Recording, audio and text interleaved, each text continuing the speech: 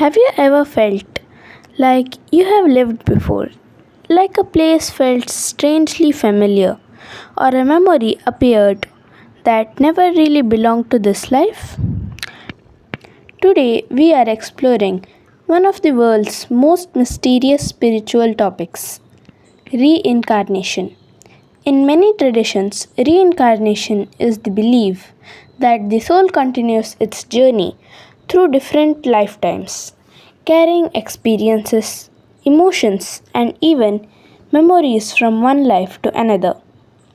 There are many stories across the world that make people question what happens after death.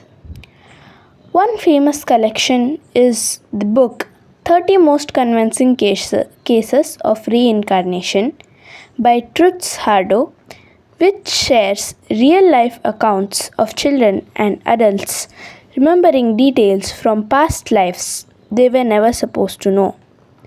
And today we begin with a story.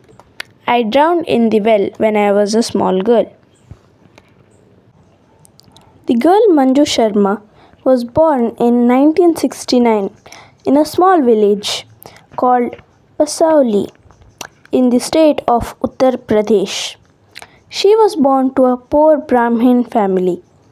When she was about 2 years old, about being from Chaumula, a neighboring village approximately 5 to 6 kilometers away. She mentioned the names of both her father and brother from her previous life and said that her father had a shop. She spoke in detail about the day she died. As a 9-year-old girl, she had just come home from school and had gone to the well to wash a statue of God. She had lost her balance and had fallen into the well and drowned.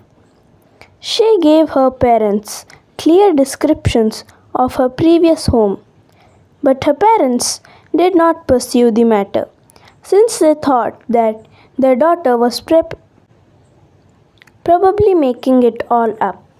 Perhaps they vaguely suspected that she could be telling the truth and that she might be homesick for her previous family and wanted to return to them. A few months later, a man rode into their village on a bicycle to do some business. Later on, as he was about to get back on his cycle, the little girl Manju came running up to him, held onto his bicycle, and said, "You are my uncle." He then answered, "I don't know you. Whose daughter are you?" To which Manju replied, "You don't know me, but I know you. You are my father's brother. My father's name is Ladli Saran." The man was baffled, since this name was correct. He assumed she was one of his brother's children, but could not remember which one of them. For the moment, he asked her how she came to be in this village. To this 2-year-old explained that she had fallen into the well when she was washing her statue.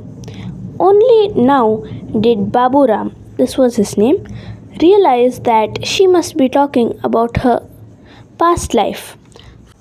For he remembered that one of his brother's daughter really had drowned in the well. When Manju begged him to take her with him, he promised her that he would do this some other day. When he returned to Chaumula, he told his brother's family all about this encounter in Pasoli. The first person to go and investigate this was the drowned girl's mother. Her daughter's name had been Krishna. She was intent on finding out whether this story really had something to do with her sadly missed child. When she returned to her family, she assured them that the girl really was her daughter reborn. Next, Krishna's brother went off to find out for himself whether the girl's statements were true. He soon returned, utterly convinced. By now, even the father was keen to find out whether or not the girl was really his deceased daughter reborn. On the meeting, her He asked her many questions about the life of his deceased daughter, all of which the girl was able to answer correctly. Krishna's parents now begged Manju's parents to allow them to take their daughter on a visit to Chamula. They agreed to this under one condition, that her brother would accompany them. When they arrived at her previous home, Manju recognized many things, especially those that had belonged to her. When the parapsychologist Dr. Prestricha visited the now 8-year-old Manju, she told that Manju still visits her previous parents in the village from time to time. The research scientist was able to establish for certain that neither of the families had known each other before these events occurred. This fact brought her to the conclusion that no information could have been transferred to Manju consciously or subconsciously. Dr. Pastricha was able to verify 19 out of 23 statements that Manju had made. The remaining 4 could not be proved. Manju married in 1988 but still remained in contact with her previous family. By that time, she had forgotten most of the details from her past life, apart from those relating to her tragic death. I would like to point out something interesting. Manju had always refused to go to the well. Reincarnation therapy has made it clear to me that certain things, situations, or people which had made something to do with the cause of their death in a previous life seem to create inexplicable aversions in our present lives. Our subconscious wants to protect us from getting into a similar potential harmful situation again.